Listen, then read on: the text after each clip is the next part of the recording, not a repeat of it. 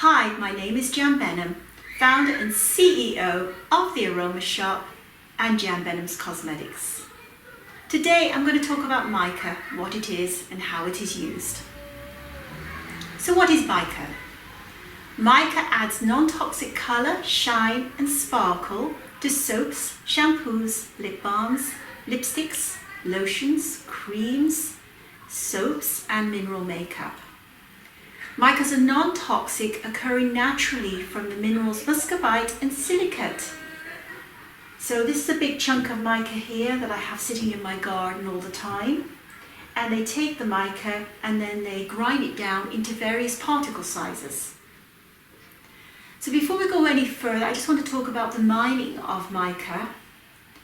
So around 60% of the world's mica is sourced in India. A huge part of this is mined in socially and economically challenged regions with a high incidence of child labour, corruption in the supply chain and poor working conditions. As a result of this information, we source our mica that we know has only been sourced ethically, in an environmentally process and not using child labour. So going back to the different various particle sizes.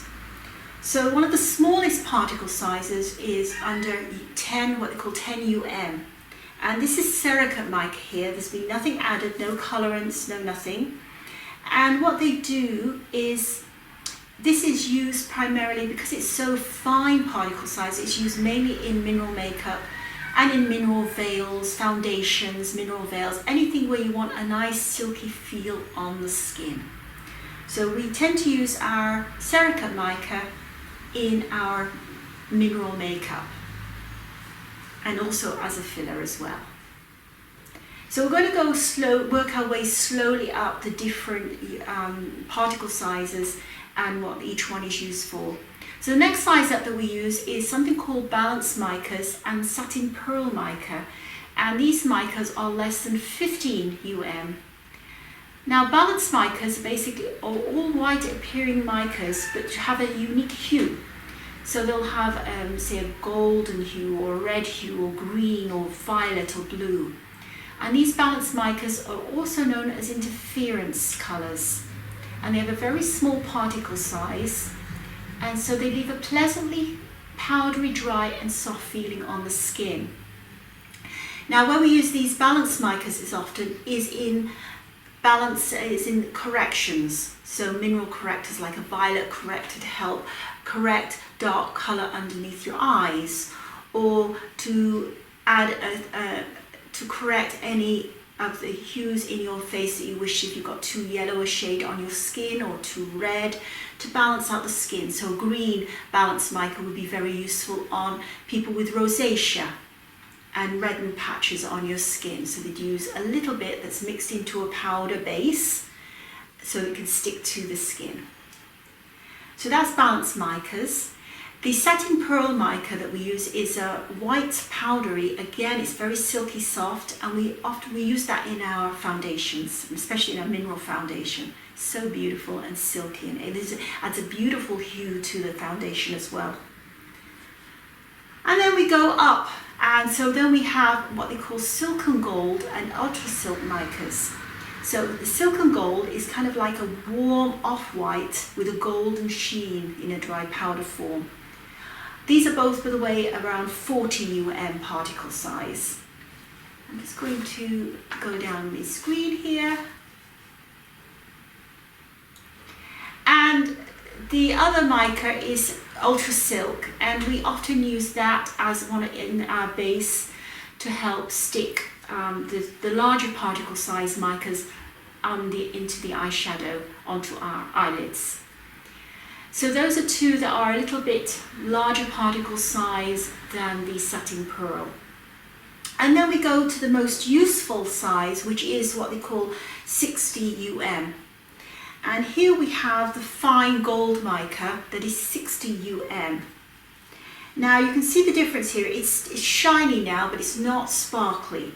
Now if you compare it to the 24 karat gold, which is 150 UM, you can see that has a lot more sparkle to it. So it's a larger particle size.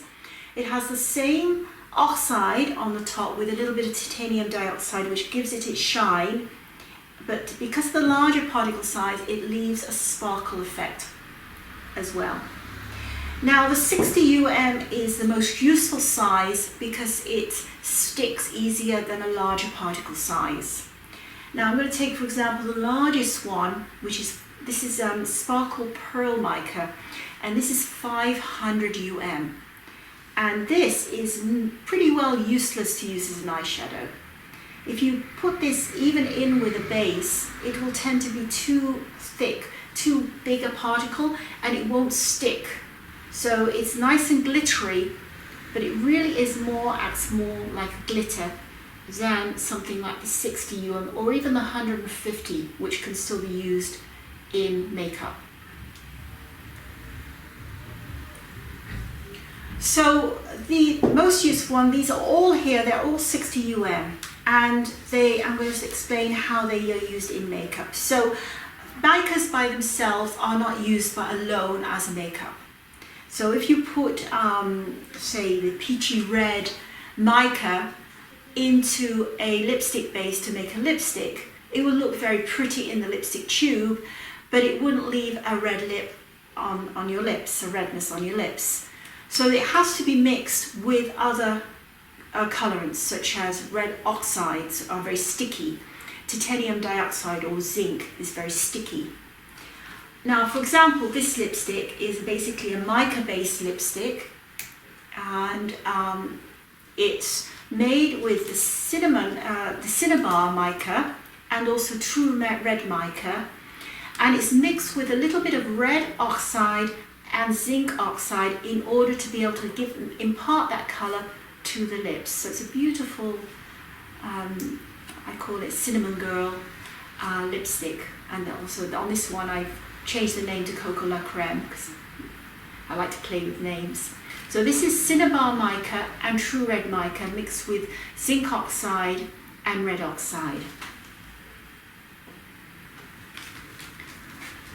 On the eyes, to make these eyeshadows, which are all mica based, the micas are mixed and then mixed together whichever colors you want to obtain, and then they are mixed with what I call easy press eyeshadow, which is a base made from zinc oxide, magnesium stearate and kaolin clay, among other ingredients, all natural, that basically are sticky. So adding a little bit of that to the mica that you want the colorant for will make the eyeshadow stick to your eyelids. So in your mineral makeup, I mean, this is with Patagonian Blue, and this is mixed with the base in order that it sticks onto the eyelid. And we've got all various different hues here, for example, in a pressed eyeshadow. We even use these, the 60 in sometimes in our foundation. So for example, I often use the Pearl Nude Mica, the Imperial Topaz and the Imperial Citrine, which are both matte micas. There's no shine to them whatsoever. There's a bit of shine to the Pearl Nude, but not to the others. And then we make, along with other colorants, we make then our foundations with those. So we do add micas to our foundations. So the 60 is what you are looking for if you want to use the micas to make lipsticks, eyeshadows, blushes, and to add to your foundations. And of course, if you want to use bases, then you need to use the satin pearl, the ultra silk, the silicate mica in order to make the mineral veils.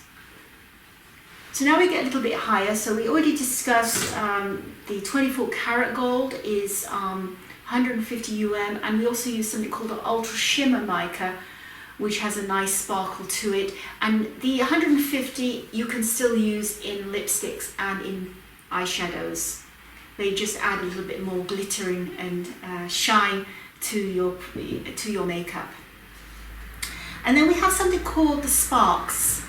Now this is a type of, the way they make these colorants is they get the powder and then they layer it with the colours. So they often use colours such as FC and D dyes, they can use carmine, they can use oxides. We only have our micas that have added or had oxides added, not the FC and D dyes, so that they are 100% natural and free from petrochemicals. But what they do, they layer them, and with that they get very interesting results. For example, the balanced micas. But with the gold sparks, what they have is a very glittery, this is the spark here. So this is the gold spark, and this is layered, and it's got a little bit of yellow oxide in. And what it does when it's added to makeup, it's quite a high, it's 200 but it adds a real sparkling effect to your makeup, and it gives a kind of glamorous look. So adding a touch of that, it's got that beautiful hue of gold in it with the spark with it. So I would call these the sparks, and I carry 3 colours: the red sparks, golden sparks, and copper sparks. And then last but not least, I did lead to this was the 500 and where I tend to use this a lot is as a decoration for soaps. So for example, I make soap cakes. This is a naturally coloured with carrot root, and I'll put a little bit of white decoration on top, and then I will literally shake the the sparkle pearl on top of that to give a frosting effect. That's somehow how you can use these in your soap. Now, if you wish to add colorants to soap, the micas to soap to give some color, the 60 work quite well as well. For example, I use peachy red quite often in my soap. You don't need to use a lot. To 1 kilogram or 2 pounds of soap base, you don't need to add more than 10 grams of mica. Another mica that works very well in soap is the amethyst mica, and that gives a lovely colorant to the soap. And I'm talking about cold processed soap here, but you could use them in the other forms of soap making as well. So you can play a lot with adding these colorants, and of course if you want more of a sparkly soap, then you would add a lot of sparkles like the 24 karat gold or the sparkle pearl. So I do hope you found this useful tutorial. If you have any questions, please feel free to contact me. Otherwise, have a great day wherever you may be, and it's bye for now.